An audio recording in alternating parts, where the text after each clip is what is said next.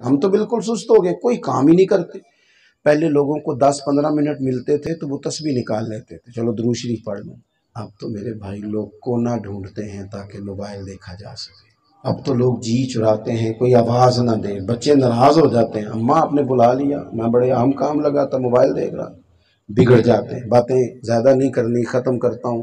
اپنی زندگی میں جب انسان کچھ کرنے کا ارادہ کرے، نبی پاک صلی اللہ تعالیٰ علیہ وسلم نے فرمایا ہے کہ ایک تاجر تھا، جو لوگ اس کے پاس ادھار لے جاتے تھے پھر تقاضا کرتا تھا۔ ہم سے بھی بعض اوقات بہت سارے لوگوں سے لین دین ہوتا ہے معاشرے میں انسان کا، تو ہم بھی تقاضا کرتے ہیں۔ بندہ ہونا تگڑا تو اس کو فون کر کے کہتے ہیں پاجی کدوں کو مل جان گے، تگڑا جو ہے، اور اگر ماڑا ہو تو انہیں شامی دینے نہیں، ورنہ میں جانے، یہی حال ہے نا۔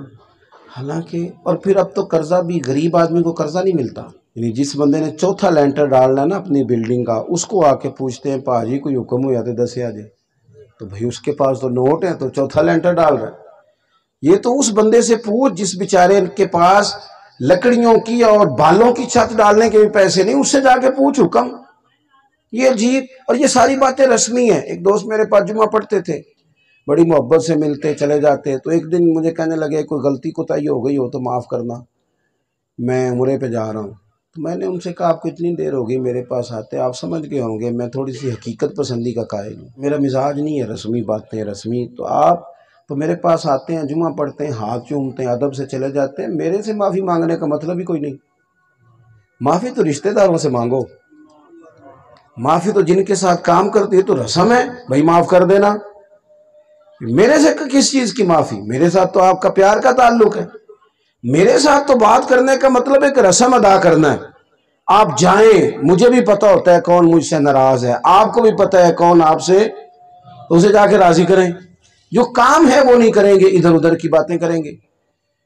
تو ایک تاجر تھا، حضور علیہ السلام فرماتے ہیں کہ وہ نا لوگ اس سے لے جاتے، بعض چیزیں ادھار بھی چلی جاتی، تقاضے کے لیے وہ لوگ بھیجتا، رکھے ہوتے نا سیل مین، تو ان کو وہ بھیجتا تو پتہ کیا کہتا؟ توجہ ہے میرے دوستوں کی؟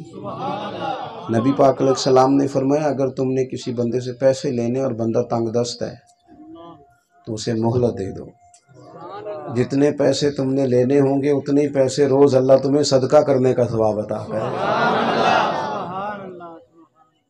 یہ آپ دیکھ لیں، رہاس اپنی جگہ پہ قائم ہے اور صدقے کا ثواب روز، لیکن تب ہے نا کہ جب ہماری توجہ آخرت کی طرف، کچھ تھوڑا سا ہمارا خیال آخرت کی طرف ہو، کچھ نفع نہ آخرت کی طرف۔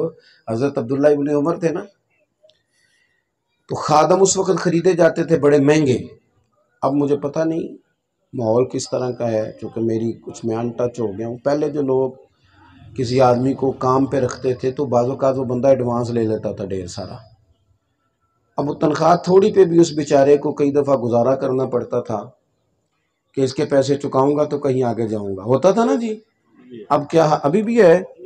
کہتے ہیں ابھی بھی ہے۔ تو حضرت عبداللہ ابن عمر رضی اللہ تعالیٰ عنہ ہر وقت لوگوں کو توجہ دلاتے رہتے ہیں کہ تم نے غلام رکھے ہوئے ہیں، ان کی آزادی کی کوشش کرو، ان پر جتنی تم آسانی کر سکتے ہو کرو۔ اور نبی پاک صلی اللہ علیہ وسلم نے بھی فرمایا جو بندہ بیواؤں کی، یتیموں کی، غریبوں اور مسکینوں کے کسی کام نکل جائے، یا آپ دیکھیں نا کسی سرکاری ملازم کا انتقال ہو جاتا ہے تو اس کے بچوں کے لیے کتنا مشکل ہو جاتا ہے کاغذات تیار کرانا، اور بہت سارے لوگ ایسے ہوتے ہیں جو کام کر سکتے ہیں، انہیں پتہ ہوتا ہے، لیکن وہ اس طرح سے تعاون۔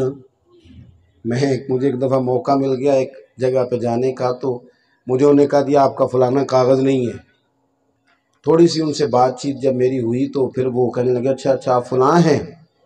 میں نے کہا جی میں وہی ہوں۔ انہوں نے کہا ٹھیک ہے جی آپ بیٹھ جائیں۔ انہوں نے وہ خود ہی کمپیوٹر سے کاغذ نکال لیا، مجھ سے سائن لے لیے، سارا کچھ کرا لیا۔ میں نے ان سے کہا کہ میری کو طبیعت اتنی زیادہ خوش نہیں ہوئی آپ کے اس رویے سے، میرے ساتھ 2 لڑکے تھے، میں کسی کو بھیجتا کاغذ لے آتا۔ اس کا مطلب ہے بہت سارے کام آپ ٹیبل پہ کر سکتے ہیں، بلا وجہ لوگوں کو چکر لگاتے ہیں، یہ درست نہیں ہے۔ نبی پاک صلی اللہ علیہ وسلم نے فرمایا جو غریبوں، مسکینوں، بیواؤں کی خدمت کے لیے نکل جائے نا، وہ سمجھے میں اسی طرح نکلا ہوا جس طرح مجاہد اللہ کے راستے میں جہاد کے لیے نکلتے ہیں۔ اللہ اسے اتنا ہی ثواب عطا کرے گا۔ تو جو بات عرض کر رہا تھا اس کو مکمل کرتا ہوں۔ وہ تاجر تجارت کرتا تھا، تو جب تقاضے کے لیے وہ لوگوں کو بھیجتا تو ان کو کہتا کہ جو بندہ ہوا نا عمدن پیسے روکنے والا، جان بوجھ کے نہیں دے رہا، اس پر سختی کرنا، لیکن اگر کوئی تنگ دست ہوا، مجبور ہوا تو اسے رعایت دے دینا، اس کو گنجائش دے دینا۔ ہمارا کام چلتا ہے، گزارا ہوتا ہے، کسی غریب کو تنگ کرنے کی ضرورت ہے۔ حضور فرماتے ہیں جب اس کا انتقال ہوا، رب کی بارگاہ میں پیش ہوا، اللہ نے اس کے لیے جنت کا فیصلہ کیا۔ یا اللہ میرے تو اعمال ایسے نہیں، جنت کیسے ملی؟ تو اللہ فرمائے گا تو لوگوں سے کہتا تھا کہ جو تنگ دست ہوئے انہیں ان پر آسانی کرنا، مالک میں کہتا تھا، تو فرمایا تو میرے بندوں پہ آسانی کرتا تھا تو میں تیرے اوپر آسانی نہ کروں؟